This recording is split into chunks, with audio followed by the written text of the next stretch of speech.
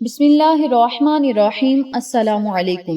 جیسا کہ آپ سب جانتے ہیں کہ آج 14 رمضان المبارک ہفتے کا بابرکت دن آ چکا ہے۔ اس بابرکت دن میں آپ نے اس عمل کو، اس وظیفے کو کس طریقے سے کرنا ہے، اس بارے میں جاننے کے لیے میری آپ سے گزارش ہے کہ ویڈیو کو آخر تک ضرور دیکھیے گا، اور جن لوگوں نے ابھی تک میرے چینل اقصیٰ اسلامک ایجوکیشن کو سبسکرائب نہیں کیا وہ جلدی سے سبسکرائب کریں، ویڈیو کو لائک کریں، شیئر کریں، بیل آئیکن کو ضرور پریس کریں تاکہ میری تمام ویڈیوز کی اپڈیٹ آپ تک بآسانی پہنچ سکیں۔ جزاک اللہ۔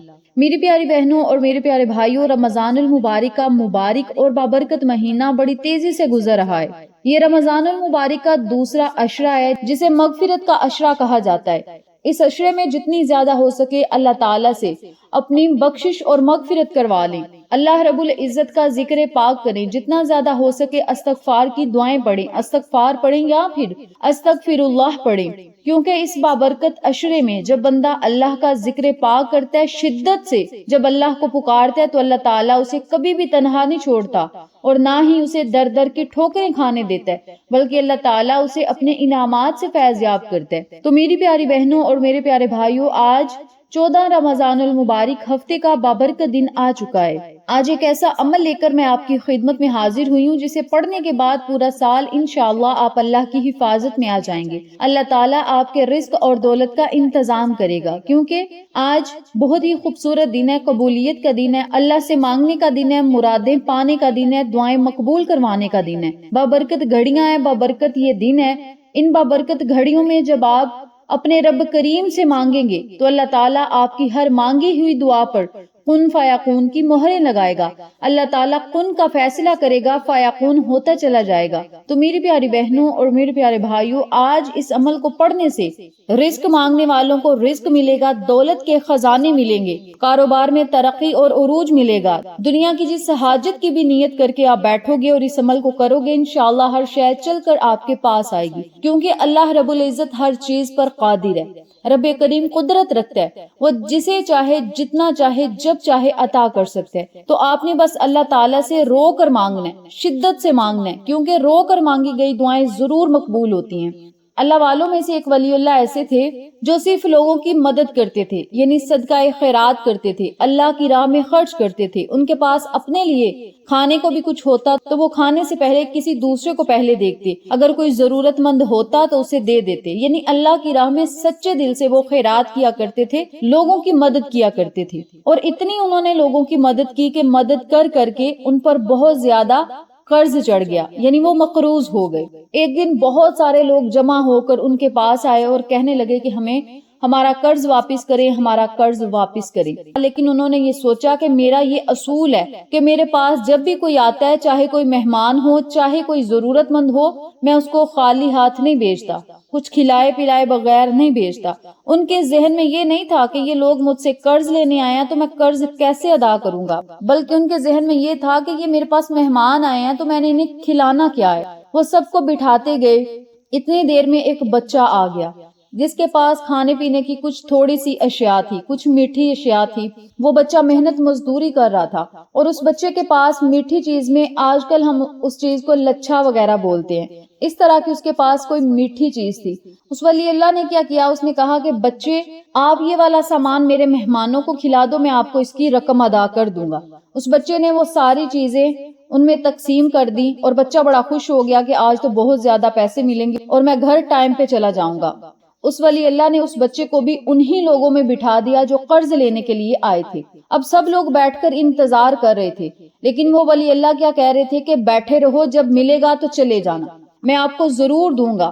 آپ بیٹھے رہو، جب دینے والا دے گا تو میں آپ کو دے دوں گا، آپ بیٹھے رہو، جب دوں گا تو چلے جانا۔ وہ بار بار انہی الفاظ کو دہرا رہے تھے۔ سب لوگ بیٹھ کر انتظار کر رہے تھے۔ ان سب میں سے وہ بچہ اٹھا اور زور زور سے رونے لگا۔ سب لوگ حیران اور پریشان ہو گئے کہ ہم سب بیٹھے ہیں، یہ بچہ اچانک کیوں اٹھ کے رونے لگا۔ وہ بچہ اتنا رویا، اتنا زور و قطار رویا، اتنا زیادہ رویا۔ اس ولی اللہ نے پوچھا کہ تم کیوں رو رہے ہو؟ اس بچے نے کہا کہ جو بھی میرے پاس کھانے پینے کی اشیاء تھی، ان کو میں نے بیچ کر پھر اپنے گھر جانا تھا، اور گھر میں پھر ہم نے کھانا وغیرہ بنانا تھا، اسی کی کمائی سے ہمارے گھر کا چولہا وغیرہ جلتا ہے۔ آج میں اپنے گھر میں اگر پیسے نہ لے کر گیا تو میرے بہن بھائی ماں باپ سب بھوکے رہ جائیں گے، اسی لیے میں اتنا زیادہ رو رہا ہوں کہ میری چیزیں بھی آپ نے لے لی اور مجھے اجرت بھی نہیں آپ دے رہے۔ اس بچے کی بات جب اس ولی اللہ نے سنی تو اتنی دیر میں کوئی آنے والا آیا اور بہت زیادہ اشرفیاں دے کر گیا، سونے کے سکے دے کر گیا، اور اس ولی اللہ نے اس بچے کو بہت زیادہ اجرت سے زیادہ پیسے دیے اور وہ بچہ چلا گیا۔ اب سب لوگ جو بیٹھے تھے وہ کہنے لگے ہم تو پہلے سے آ کر بیٹھے ہیں، بہت انتظار کیا ہے ہم نے، آپ نے ہمیں پہلے کیوں نہیں دیا، اس بچے کو کیوں دیا؟ تو اس ولی اللہ نے کہا کہ میرے پاس پیسے بھی تھے، میرے پاس سب کچھ تھا، بس میں آپ کو سمجھانا یہ چاہ رہا تھا کہ آپ لوگ آرام سے بیٹھے تھے، دنیا کی باتوں میں مشغول تھے، اللہ سے مدد نہیں طلب کر رہے تھے، آپ بس بیٹھ کر میرا انتظار کر رہے تھے کہ کب میں آپ کو پیسے دوں اور آپ لے کر چلے جاؤ۔ لیکن وہ بچہ رو پڑا ہے، اس بچے نے التجا کی ہے میرے پاس پیسے ہوں گے تو پھر ہمارے گھر میں کھانا بنے گا، اور وہ بچہ اسی سوچ میں رو پڑا ہے۔ اب وہ رو پڑا ہے تو اللہ رب العزت نے اس کی مدد بھی کر دی ہے۔ میں بس یہ دیکھنا چاہتا تھا کہ کس کے اندر اتنی تڑپ ہے، اتنی لگن ہے کہ وہ اپنے مالک حقیقی کو پکارے تو پھر اللہ رب العزت اس کی مدد بھی کر دے۔ وسیلہ اللہ نے جسے بھی بنانا ہے لیکن مدد اللہ ضرور کرتا ہے۔ اس لیے میں نے اس بچے کو جلدی پیسے دے کر بھیج دیا ہے کہ اسے فکر تھی، اسے پریشانی تھی کہ اس نے گھر میں جا کر پیسے دینے ہیں تو چولہا جلنا ہے۔ آپ لوگ جب سے بیٹھے ہیں آپ نے کوئی ٹینشن نہیں لی، آپ صرف دنیا کی باتوں میں مشغول ہیں۔ تو جو بندہ دنیا کی باتوں میں مشغول رہتا ہے اللہ تعالیٰ پھر اسے چھوڑ دیتا ہے کہ جا جہاں پہ جانا ہے، اس کی رسی کو ڈھیلا کر دیتا ہے کہ تو نے جہاں پہ جانا ہے جا، جب مجھے یاد کرے گا تو میں بھی تجھے عطا کروں گا۔ تو کہنے کا مقصد یہ ہے کہ ہاتھ پہ ہاتھ رکھنے سے کچھ نہیں ملتا۔ جو لوگ کہتے ہیں کہ دعاؤں سے کچھ نہیں ملتا، ان لوگوں کو سمجھانے کی یہ بات ہے کہ دعاؤں سے بہت کچھ مل جاتا ہے، دعاؤں سے تقدیریں بدل جاتی ہیں، دعاؤں سے فقیر بھی بادشاہ بن جاتے ہیں۔ اللہ کو یاد کرنے سے رب کریم اپنے خزانے عطا کرتا ہے، دستے غیب سے مدد کرتا ہے، اور وسیلے ایسے ایسے بناتا ہے، اسباب ایسے ایسے پیدا کرتا ہے، معجزات ایسے ایسے کرتا ہے کہ انسانی عقل دیکھ کر دھنگ رہ جاتی ہے۔ تو میری پیاری بہنوں اور میرے پیارے بھائیوں، جب اللہ کو ہم یاد کریں گے تو اللہ کی نظر کرم بھی ہم پر خاص ہوگی، اور جب اللہ کی نظر کرم خاص ہوگی تو ہماری قسمت بھی سنور جائے گی، بگڑے ہوئے مقدر بھی سنور جائیں گے۔ بس شرط یہ ہے کہ ہم نے اللہ کو یاد کرنا ہے، اللہ سے مانگنا ہے اور رو کر مانگنا ہے۔ رو کر مانگنے سے اللہ کریم بہت جلد عطا کرتا ہے۔ تو آج میں آپ کو جو عمل بتاؤں گی، جو وظیفہ بتاؤں گی، اس عمل کو، اس وظیفے کو اسی ترتیب سے، اسی طریقہ کار سے کریں انشاءاللہ بفضل خدا۔ اللہ تعالیٰ ماہ رمضان المبارک کے وسیلہ و جلیلہ آپ کو اپنی رحمتوں اور برکتوں سے ضرور مالا مال کرے گا۔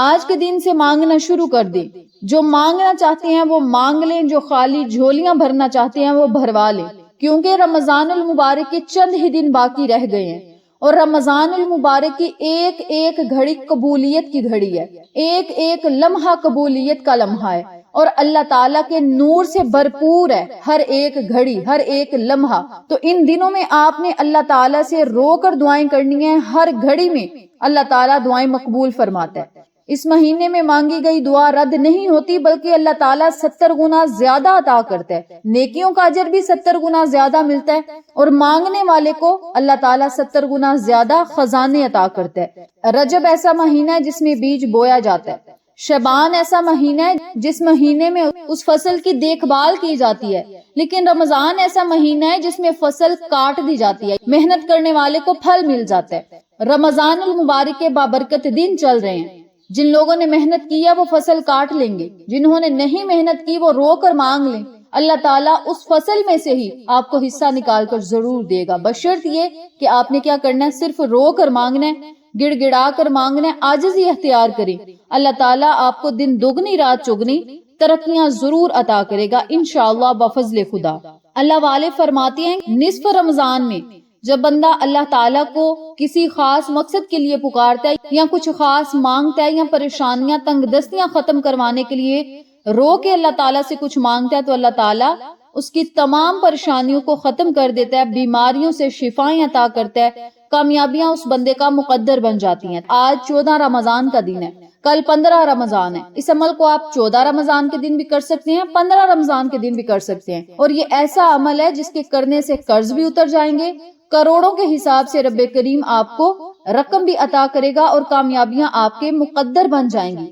حاجتیں پوری ہوں گی اور آپ کے تمام معاملات میں اللہ تعالیٰ آسانیاں پیدا کرے گا۔ تو میری پیاری بہنوں اور میرے پیارے بھائیوں، اس عمل کو، اس وظیفے کو آپ نے 14 رمضان المبارک اور 15 رمضان المبارک کے دن لازم کرنا ہے۔ اس کے علاوہ عید سے پہلے جب آپ کا دل چاہے اس عمل کو، اس وظیفے کو پڑھ کے اپنے معاملات اللہ کے سپرد کریں اور کامیابیاں اپنا مقدر بنتے ہوئے آپ خود اپنی آنکھوں سے دیکھیں گے۔ اس عمل کو، اس وظیفے کو جب بھی آپ نے کرنا ہے، باوضو حالت میں کرنا ہے، چاہے چلتے پھرتے کریں، چاہے بیٹھ کر کریں، یہ آپ کی اپنی مرضی ہے، یا کسی نماز کے بعد پڑھ دیں، یہ بھی آپ کی اپنی مرضی ہے۔ سب سے پہلے آپ نے 3 مرتبہ درود ابراہیمی پڑھنا ہے۔ درود ابراہیمی پڑھنے کے بعد آپ نے صرف 21 مرتبہ یا رحمانو یا رحیمو، یا رحمانو یا رحیمو، یا رحمانو یا رحیمو، ان کلمات کو اکٹھا پڑھ کر ایک تصور کرنا ہے، اور اسی ترتیب سے، اسی طریقہ کار سے آپ نے صرف 21 مرتبہ اللہ تعالیٰ کا یہ خوبصورت نام ہے یا رحمانو، اس نام کو پڑھنا ہے۔ پھر آپ نے 100 مرتبہ لا حول ولا قوت الا باللہ، لا حول ولا قوت الا باللہ، آپ نے ان کلمات کو بھی 100 مرتبہ پڑھنا ہے۔ جو لوگ ان کلمات کو پورا پڑھنا چاہتے ہیں، لا حول ولا قوت الا باللہ العلی العظیم، وہ ان کلمات کو مکمل بھی پڑھ سکتے ہیں، اور جو آدھا پڑھنا چاہتے ہیں، لا حول ولا قوت الا باللہ، بس اتنا بھی کافی ہے۔ اور یہ وہ کلمات ہیں جنہیں جنت کے خزانوں میں سے خزانہ کہا جاتا ہے۔ کہنے کا مقصد یہ ہے کہ ان کلمات کو پڑھنے سے اللہ تعالیٰ جنتی خزانے عطا کرے گا، اور جنتی خزانوں میں کیا ہوگا؟ رزق بھی ہوگا، دولت بھی ہوگی، کامیابیاں بھی ہوں گی، خوشیاں بھی ہوں گی، محتاجیوں سے نجات ملے گی، اللہ تعالیٰ آپ کو اپنے انعامات سے فیض یاب کرے گا، رحمتیں بارش کی طرح برسیں گی، رب کریم آپ کو جنتی خزانے بھی عطا کرے گا اور دنیا کے خزانے بھی عطا کرے گا۔ دنیا کے خزانے میں سب سے زیادہ قیمتی آج کل لوگ رزق اور دولت کو سمجھتے ہیں، یا پھر کامیابی کو، کاروبار کو چلتا ہوا دیکھنا چاہتے ہیں۔ تو کہنے کا مقصد یہ ہے کہ اس عمل کے کرنے سے دنیا کی حاجتیں بھی پوری ہوں گی، آخرت کی حاجتیں بھی پوری ہوں گی، اور خزانے بھی ملیں گے۔ تو آپ نے 100 مرتبہ لا حول ولا قوت الا باللہ العلی العظیم چاہے اتنا پڑھ لیں، یا پھر لا حول ولا قوت الا باللہ چاہے اتنا ہی پڑھ لیں۔ 100 مرتبہ جب آپ ان کلمات کو پڑھ لیں، پھر آپ نے 11 مرتبہ استغفر اللہ، استغفر اللہ، استغفر اللہ کا ورد کرنا ہے۔ آخر میں پھر آپ نے 3 مرتبہ درود ابراہیمی پڑھنا ہے۔ درود ابراہیمی پڑھنے کے بعد آپ نے اللہ تعالیٰ سے خصوصی دعائیں کرنی ہیں، التجائیں کرنی ہیں۔ یاد رکھیے گا، اللہ رب العزت کو جب بندہ اس کے صفات سے پکارتا ہے، جب اسے رحمان کہتا ہے، رحیم کہتا ہے، جو ہر چیز پر قادر ہے، اپنے حبیب کے وسیلہ و جلیلہ اپنے بندے کو مالا مال کر دیتا ہے، جب آپ نے اپنے رب کو ان کلمات کے ذریعے پکارنا ہے تو اللہ کی رحمت جوش مارے گی، اللہ کی ذات آپ سے خوش اور راضی ہوگی، اور فرشتوں کے ہاتھ آپ کے لیے رزق اور دولت کے خزانے بھیجے گا۔ اور کوئی جوان بندہ سچے دل سے جب توبہ کرتا ہے اور اللہ سے رو کر مدد چاہتا ہے تو اللہ تعالیٰ فخریہ انداز میں اپنے فرشتوں سے کہتا ہے کہ اے فرشتوں، دیکھو میرا بندہ رو کر مجھ سے مانگ رہا ہے، التجائیں کر کے مجھ سے مانگ رہا ہے، جوان بھی ہے، طاقت بھی رکھتا ہے، لیکن پھر بھی مجھ سے مانگ رہا ہے۔ اللہ تعالیٰ اس بندے پر فخر کرتا ہے اور فرشتوں سے کہتا ہے، اے فرشتوں گواہ رہو، اس بندے نے جو مانگا میں نے اسے عطا کر دیا۔ تو جب آپ نے اللہ تعالیٰ سے رو کر مانگنا ہے تو پھر جتنا چاہے مانگے، بہت زیادہ مانگے اور بے بہا مانگے، بہت زیادہ مانگے، اللہ تعالیٰ آپ کو دن دگنی رات چگنی ترقیاں ضرور عطا کرے گا۔ اس کے علاوہ جب آپ نے لا حول ولا قوت الا باللہ کو پڑھنا ہے تو اس عمل کے پڑھنے سے اللہ رب العزت آپ پر آنے والی مشکلات کو بھی ختم کرے گا، پریشانیاں بھی ختم ہوں گی، مصیبتیں ختم ہوں گی۔ لاچار، بے بس، مجبور لوگ جب اس عمل کو پڑھ لیں گے تو اللہ رب العزت ان پر اپنی رحمتوں کی بارش ضرور برسائے گا۔ اس عمل کو، اس وظیفے کو جو لوگ قصے کہانیاں سمجھتے ہیں وہ لوگ اس عمل کو نہ کریں، کیونکہ اللہ تعالیٰ کے ذکر پاک کو آزمانا بہت بڑی آزمائش میں خود کو داخل کرنا ہے، اور جب بندہ اللہ کی آزمائش میں پڑ جاتا ہے نا، پھر دنیا کی کوئی طاقت اس بندے کو بچا نہیں سکتی۔ تو اس وظیفے کو جو لوگ قصے کہانیاں سمجھتے ہیں وہ اس عمل کو نہ کریں، اس وظیفے کو نہ کریں۔ جو اللہ پر یقین اور توکل رکھتے ہیں وہ اس عمل کو پڑھ کے اس کے معجزات چند ہی دنوں میں اپنی آنکھوں سے دیکھیں۔ آخر میں اللہ تعالیٰ سے دعا ہے اللہ تعالیٰ ہم سب کی تمام پریشانیوں کو دور فرمائے، ہمارے رزق و مال و دولت میں برکتیں عطا فرمائے، اور ہمیں نیک اعمال کرنے کی توفیق دے، پنجگانہ نماز پڑھنے کی توفیق دے، صراط مستقیم کے راستے پر چلنے کی توفیق دے، پکا اور سچا عاشق رسول بنائے اور ہماری ہر دعا کو اپنی بارگاہ عالیہ میں مقبول کرے۔ اس وظیفے کو ہمیں خود بھی پڑھنے کی توفیق دے اور میری تمام سننے والی بہنوں کو، بھائیوں کو، بزرگوں کو پڑھنے کی توفیق دے اور اپنے مسائل کو حل کروانے کی توفیق دے۔ آمین ثم آمین یا رب العالمین۔